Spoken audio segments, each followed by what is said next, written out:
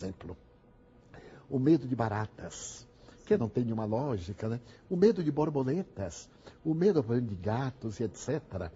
Sobre as baratas, Joana de Ângeles falou de uma coisa curiosa. No passado, era muito comum a catalepsia ser considerada morte. Como não havia uma forma de avaliar a parada cardíaca profunda, colocava-se um espelho e, como não havia a eliminação do gás carbônico, se acreditava que o indivíduo estava morto e despertava na tumba. Ao despertar na tumba, o pavor era de tal natureza, a decomposição cadavérica que viria depois, que vai criar a claustrofobia na atualidade. Então, aqueles insetos que estavam ali dentro e que muitas vezes o espírito viu e não pôde sair, trazem, o espírito traz no seu inconsciente aquelas marcas, as cicatrizes, que agora qualquer coisa desencadeia aquela lembrança que está no inconsciente profundo e não sabe decodificar. Realmente, para podermos entender esses estados fóbicos, temos que recorrer à reencarnação. Você falou do inconsciente, e Jung vai propor que o indivíduo tome contato com a sua sombra e com o inconsciente também. E Joana de Ângeles, no livro Vida, Desafios e Soluções, fala dessa necessidade de tomar contato, mergulhar no inconsciente, para o indivíduo sair dos seus transtornos neuróticos. Como entrar em contato com o inconsciente? Através da meditação. Procurar criar as imagens interrogativas do quem sou eu. Invariavelmente, nós estamos procurando saber o que serei. O vir a ser, que aliás é uma proposta da psicologia. Algumas correntes não querem nada saber com o passado, mas a psicologia espírita propõe que nós procuremos ver onde estão as causas dos nossos problemas.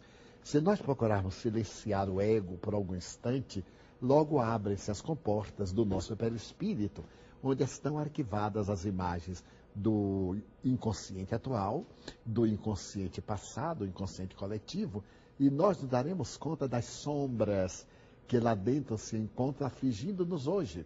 A sombra, aliás, ainda na opinião de Joana de Ângeles, é uma presença necessária por enquanto, principalmente quando nós vamos atingir a sombra dourada, quando saímos do passo da sombra densa, que é caracterizada pelo pavor, pelo medo, pela ignorância, para o conhecimento. Então, fazer uma viagem na direção do inconsciente é autodescobrir-se. É aquela questão do conhece-te a ti mesmo.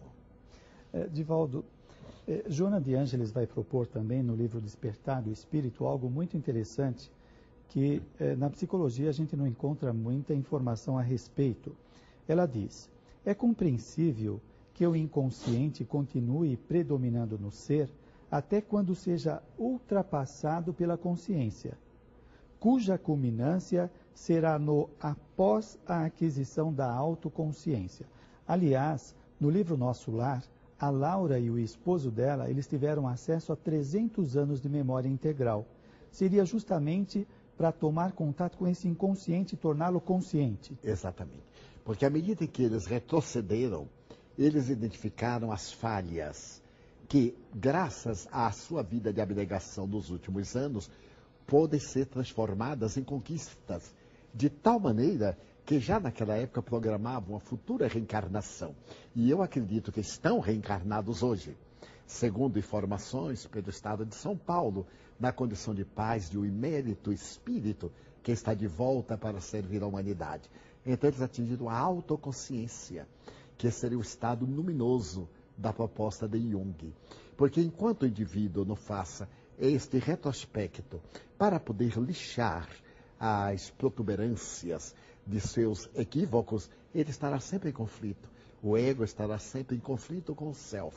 Mas à medida que ele considere de uma posição de autoconsciência que aquilo foi perfeitamente natural, foram conquistas por meio de determinados equívocos que se transformaram em êxito, então vem lentamente a harmonia e o indivíduo desfruta de plena paz. Divaldo, no século passado, a inteligência foi muito privilegiada. E há pouco tempo nós entramos em contato com a emoção como algo muito importante no comportamento. A partir do livro do Daniel Goleman, por exemplo, falando sobre a inteligência emocional. Qual a importância do amor para a saúde psíquica? Fundamental. Porque o amor é um alimento. Nós somente amamos quando o atingimos um estado de maturidade psicológica. Saímos do egocentrismo para o egotismo, para o egoísmo, para a solidariedade. Então, os espíritos me contaram que por volta de 1840, o pai do positivismo criou a palavra altruísmo, exatamente para contrapor-se ao egoísmo. Será, portanto, uma saída daquele materialismo dialético frio, da predominância hedonista, para a solidariedade humana. Com o amor, nós conseguimos, então, compreender a vida. Nasce um sentimento profundo de tolerância. E este amor nos vai levar à busca também da inteligência, pelo caso do auto-amor. À medida que eu me amo, eu procuro melhorar-me cada vez mais, progredir, estabelecer programas de autoiluminação. Então, o amor é a base para a inteligência. E Allan Kardec nos revela isto muito bem. Quando o Espírito de Verdade diz: espíritas, amai-vos. Este é o primeiro mandamento. E logo depois, instruí-vos como um complemento ao sentimento de amor.